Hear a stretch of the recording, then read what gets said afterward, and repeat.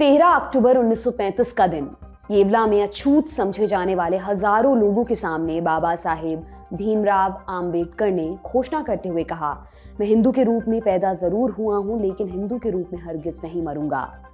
इस घटना के 21 साल बाद 14 अक्टूबर 1956 में उन्होंने अपने हजारों अनुयायियों के साथ मिलकर बौद्ध धर्म अपना लिया था। उनके इस कदम ने दलित आंदोलन और बौद्ध धर्म दोनों को गति दी। 1950 की जनगणना के अनुसार भारत में बौद्धों की संख्या 1.5 लाख से कुछ कम थी। आम्बेडकर के बाद दलितों के बड़े पैमाने पर धर्मांतरण के परिणाम स्वरूप केवल 10 साल में संख्या बढ़कर 32 लाख से ज्यादा हो गई। हालांकि डॉक्टर इसके बाद ज्यादा दिन तक जीवित नहीं रहे। सिर्फ 2 महीने बाद यानी 6 दिसंबर 1956 के रोज उनकी मृत्यु हो गई। तब से इस दिन को महापरिनिर्वाण दिवस के रूप में मनाया जाता है। इस मौके पर हमने सोचा डॉक्टर आम्बेडकर के जीवन से जुड़ी कुछ ऐसी घटनाओं से आपको रूबरू करवाएं जिन्होंने उनकी जिंदगी और भारत देश पर एक बड़ा असर डाला। नमस्कार, मेरा नाम दिव्यांशी है और आप देख रहे हैं भारत के ऐतिहासिक किस्सों कहानियों से जुड़ा हमारा रोजाना का कार्यक्रम तारीख।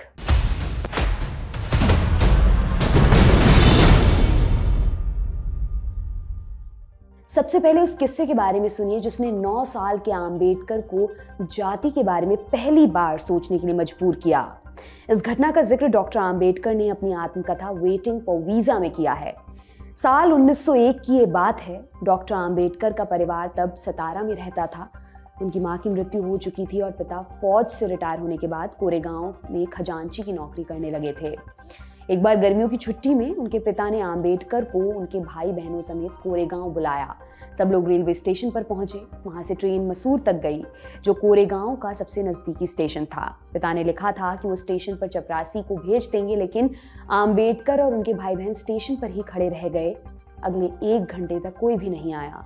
स्टेशन मास्टर ने बच्चों को देखा तो पूछा, सब चले गए, तुम लोग यहाँ पर खड़े क्यों हो? आम्बेडकर ने बताया कि उन्हें कोरेगांव जाना है और वो अपने पिता या उनके चपरासी का इंतजार कर रहे हैं। डॉक्टर आम्बेडकर लिखते हैं, हमने कपड़े लत्ते अच्छे पहने हुए थे और हमारी बातचीत से भी कोई नहीं पकड़ सकता था कि हम अछूतों के बच्चे हैं। इसलिए स्टेशन मास्टर को यकीन हो गया था कि हम ब्राह्मणों के बच्चे हैं। वे हमारी परेशानी से काफी दुखी हुए। कुछ देर बाद स्टेशन मास्टर ने पूछा, तुम कौन हो? आम्बेडकर ने जवाब दिया, हम महार जाति के हैं। ये सुनते ही स्टेशन मास्टर के चेहरे के हाव भाव बदल गया और वो अपने कमरे की ओर लौट गया। आम्बेडकर और उनके भाई बहन परेशान थे। स्टेशन के पास ही कुछ बैलगाड़ी वाले खड़े हुए थे, लेकिन कोई भी अछूत को ले जाकर अपवित्र होने को तैयार नहीं था। आम्बेडकर दोगुने पैसे देने को भी तैयार थे, लेकिन तब भी कोई राजी नहीं हुआ। इसके बाद स्टेशन मास्टर ने एक युक्ति निकाली। उसने आम्बेडकर से पूछा, क्या तुम बैलगाड़ी चला सकते हो? आम्बेडकर ने हाँ में जवाब दिया।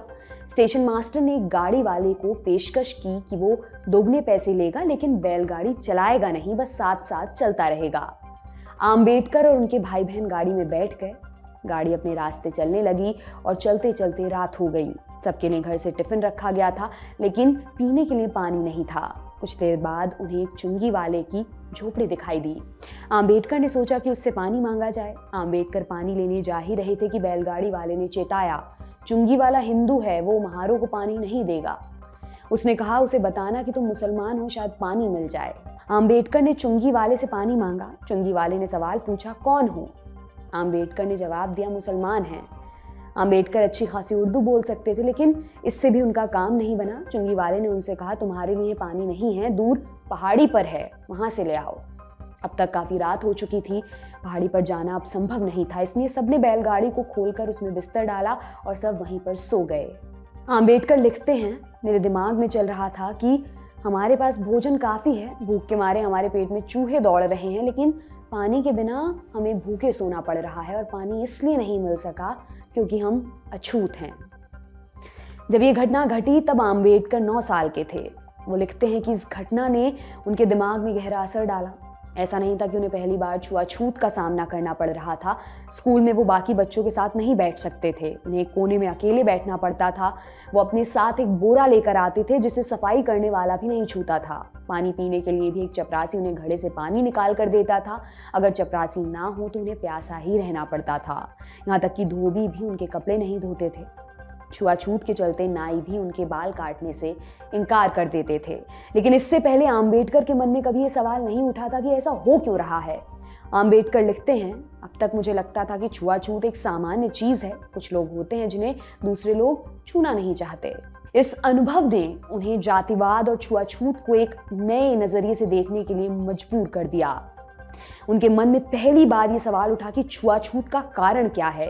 ये गरीबी तो हरगिज नहीं हो सकती। आम्बेडकर के पिता अच्छी खासी नौकरी करते थे। इन्हीं कारणों से आगे चलकर जब संविधान में आरक्षण का प्रावधान किया गया तो इसमें गरीबी को मुद्दा नहीं बनाया गया। आम्बेडकर का कहना था कि दिक्कत गरीबी से कहीं बड़ी है। गरीब फिर भी अमीर बन सकता है, लेकिन एक पिछड़ी जाति का आदमी कितनी ही मेहनत कर ले, कभी अगली जातियों के बराबर नहीं समझा जाएगा। दूसरी घटना वो है जब आम्बेडकर विदेश से पढ़ाई बीच में ही छोड़कर भारत लौटे। उनकी स्कॉलरशिप का इंतजाम बड़ौदा के महाराज ने करवाया था, इसलिए भारत आते ही आम्बेडकर बड़ौदा पहुंचे। आम्बेडकर लिखते हैं कि विदेश में रहने के दौरान उनके मन से अछूत होने का भाव मिट चुका था, लेकिन भारत लौटते ही उन्हें दोबारा उसी छुआछूत का डर सताने लगा। बड़ौदा में रहने के लिए उन्हें कोई जगह नहीं मिली। हिंदू होटलों में उन्हें रहने देने को कोई तैयार नहीं था। उन्होंने अपने एक ईसाई दोस्त से बात की, लेकिन वो भी बात को टाल गया। आखिर में वो एक पारसी सराय में रहने के लिए पहुंचे। सराय वाले ने भी ये कहते हुए कमरा देने से इनकार कर दिया कि वहां सिर्फ पारसी रह सकते हैं। आखिर में किसी तरह वो तैयार हुआ और डॉक्टर आम्बेडकर को सबसे ऊपरी मंजिल पर एक घुप अंधेरे वाला कमरा दे दिया, जिसमें ना लाइट थी ना आसपास कोई बोलने वाला। आम्बेडकर बताते हैं कि इस दौरान वो बहुत ही अकेला महसूस करते थे, फिर भी उन्हें ये उम्मीद थी कि जल्द ही उन्हें एक सरकारी घर मिल जाएगा रहने के लिए।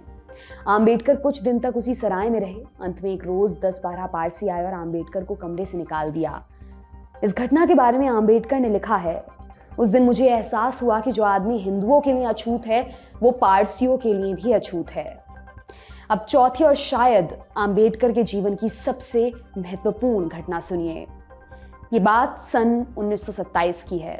आम्बेडकर के पास रोज ढेरों लोगों के पत्र आते थे जिनमें अछूतों पर होने वाले अत्याचारों का जिक्र होता था। एक दिन एक ऐसा ही पत्र उनके पास आया महाड़ से, जिसमें लिखा था कि वहां अछूतों को चापदार तालाब से पानी नहीं लेने दिया जाता। एक बार कुछ अछूतों ने वहां से पानी लेने की कोशिश की तो उन्हें मारा गया, घर जला दिए गए और परिवार वालों को जूतों से पीटा गया। आम्बेडकर ने निश्चय किया कि वो महाड़ जाएंगे। 1920 मार्च को डॉक्टर आम्बेडकर ने कोलाबा में अछूतों की एक बैठक बुलाई। आम्बेडकर ने यहाँ अपने संबोधन में कहा, भाइयों, ऐसा प्रयत्न करो जिससे तुम्हारे बच्चे तुमसे अच्छी हालत में जिंदगी बिता सकें। अगर तुम ऐसा नहीं कर सकते तो फिर तुम मनुष्य कहलाने योग्य नहीं रहोगे। उसी रात बैठक में तय हुआ कि अगली सुबह से सत्याग्रह शुरू होगा। सुबह सवेरे आम्बेडकर अपने हजारों अनुयायियों के साथ तालाब पहुंचे। उन्होंने पहले अंजलि से पानी लेकर खुद पिया और फिर सबने बारी बारी से ऐसा किया। महाड़ सत्याग्रह भारत में जातिवाद के खिलाफ पहला सत्याग्रह था। जैसा कि अपेक्षित था, इस घटना ने अगली जातियों को काफी नाराज किया। एक अफवाह फैल गई कि अछूत कल वीरेश्वर मंदिर में जाने वाले हैं, जिसके बाद डॉक्टर आम्बेडकर और उनके अनुयायियों पर हमला हुआ, जिसमें काफी लोगों को चोटें भी आईं। कुछ दिनों बाद सवर्णों ने तालाब की शुद्धि करवाई। तालाब का पानी निकालकर पंचगव्य से भरे कुछ घड़े मंत्र पढ़ते हुए तालाब में उड़ेले गए। तब जाकर तालाब की शुद्धि मानकर पानी दोबारा प्रयोग में लाया गया।